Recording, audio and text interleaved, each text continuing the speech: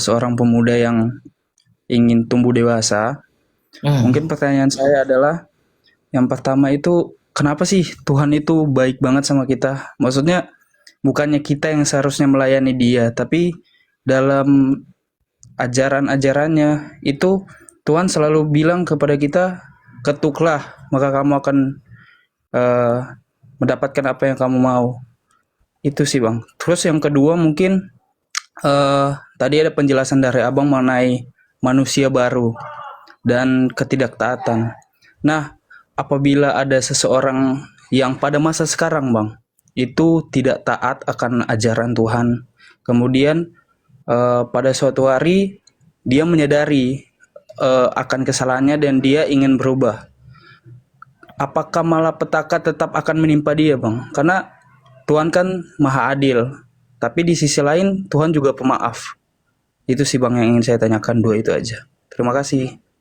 Oke, jadi yang pertama, kenapa Tuhan itu begitu mengasihi kita gitu ya? Kamu ada Alkitab di sana? Ada Kak? Oke, coba kamu buka di dalam 1 Timotius 2 ayat 13. Kenapa Tuhan itu sangat menyayangi kita manusia? Mengapa dia begitu baik kepada manusia? Nah, ini sangat berhubungan dengan pertanyaan kamu yang kedua. Tapi kita perlu mengetahui why. Kenapa Tuhan itu sangat mencintai kita?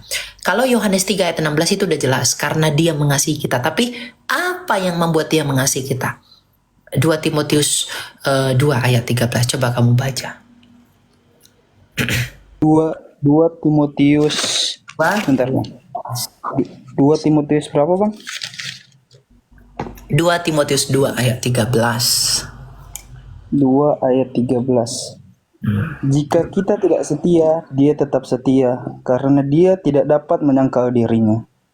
Jika kita tidak setia, ia tetap setia karena ia tidak dapat menyangkal dirinya.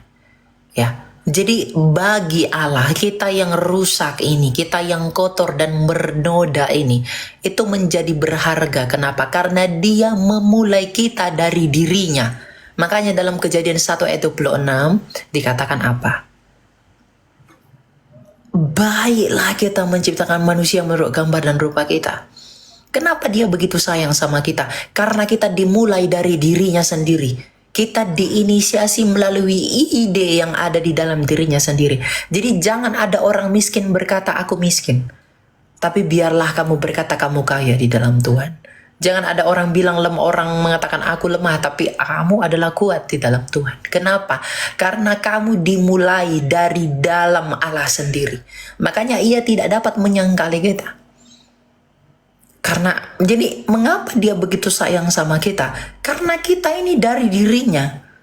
Kita ini diambil dari dirinya. Kita diciptakan menurut gambar dan rupa Allah. Siapa gambar Allah itu sendiri? Kolose 1 ayat 15. Yesus Kristus adalah gambarnya Sang Bapa.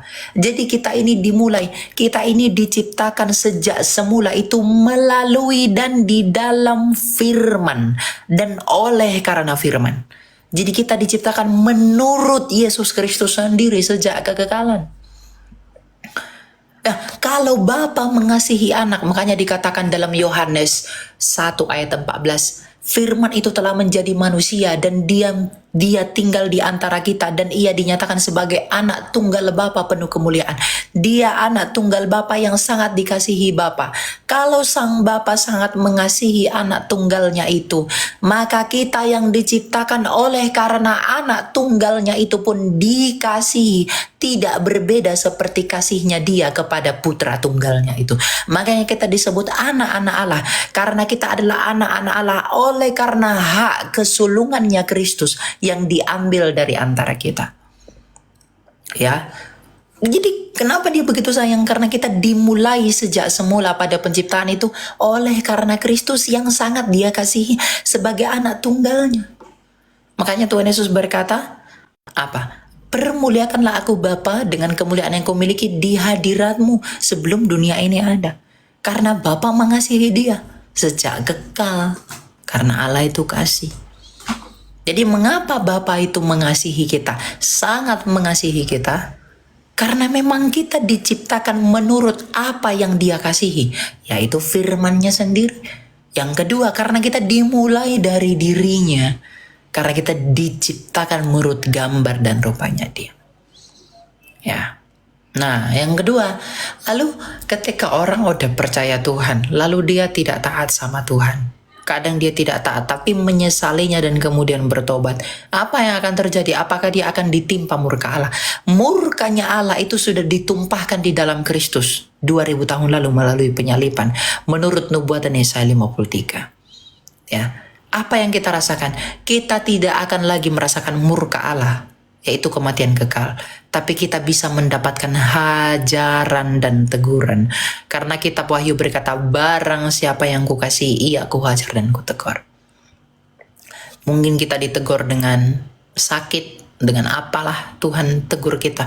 Karena lebih baik tanganmu kamu buang daripada seluruh tubuhmu ke neraka. Tuhan berkata begitu. Ya. Jadi Tuhan akan hajar kita, Tuhan akan nasihati kita dengan kalau kita serius terus-terusan bandel karena sayangnya sama kita, kita akan dimarah, ditegur, dihajar sama dia. Nah, tapi apakah itu disebut murka Allah? Tidak. Murka Allah itu adalah kepada mereka yang tidak mau menerima kasih karunia-Nya, yang meninggikan diri dengan menolak Yesus Kristus yang adalah firman-Nya yang melakukan kehendak-Nya sendiri. Jadi murka Allah, yang mendatangkan murka Allah itu adalah mereka yang berdosa oleh karena menolak firman Allah di dalam Kristus Yesus. Yohanes 8 ayat 24. Nah, tapi kalau saya berdosa, Kak Elia, saya berbuat salah, tapi saya mengakuinya, apa yang akan terjadi? 1 Yohanes 1 ayat 9. Ia adalah setia dan adil jikalau kita mengaku dosa kita. Apa katanya? Ia akan menyucikan kamu dari segala pelanggaran dan kesalahan. Itu firman Tuhan. Jadi ya kamu datang sama Tuhan, akui dosa-dosamu, minta ampun sama Tuhan, dan minta sama Tuhan agar dampak keberdosaanmu itu tidak Dia izinkan terjadi. Gitu. Ya. Ya, terima kasih Kak Elia, firman Tuhan yang yang lewat dari nasihat Kak Elia sungguh masuk sih di hati. Terima kasih Kak.